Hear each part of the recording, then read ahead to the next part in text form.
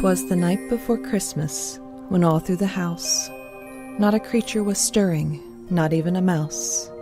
The stockings were hung by the chimney with care, in hopes that St. Nicholas soon would be there. The children were nestled all snug in their beds, while visions of sugar plums danced in their heads. And Mamma in her kerchief, and I in my cap, had just settled our brains for a long winter's nap. When out on the lawn there arose such a clatter, I sprang from my bed to see what was the matter. Away to the window I flew like a flash, tore open the shutters, and threw up the sash. The moon on the breast of the new-fallen snow gave the luster of midday to objects below, when what to my wandering eyes should appear but a miniature sleigh and 8 tiny reindeer, with a little old driver so lively and quick, I knew in a moment it must be St. Nick. More rapid than eagles his coursers they came, and he whistled and shouted and called them by name.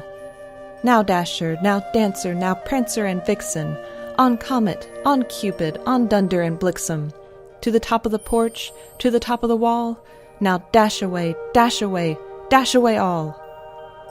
As dry leaves before the wild hurricane fly, when they meet with an obstacle mount to the sky, so up to the housetop the coursers they flew, with the sleigh full of toys, and St. Nicholas too.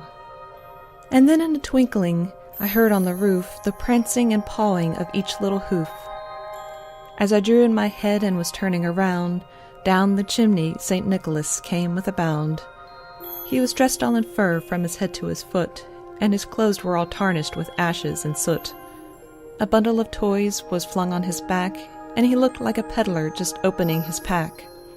His eyes, how they twinkled, his dimples, how merry.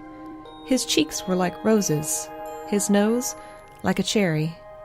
His droll little mouth was drawn up like a bow, and the beard of his chin was as white as the snow. The stump of a pipe he held tight in his teeth, and the smoke it encircled his head like a wreath.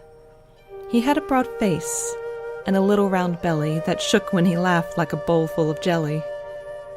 He was chubby and plump, a right jolly old elf, and I laughed when I saw him in spite of myself. A wink of his eye and a twist of his head soon gave me to know I had nothing to dread. He spoke not a word, but went straight to his work, and filled all the stockings, then turned with a jerk, and laying a finger aside of his nose, and giving a nod, up the chimney he rose.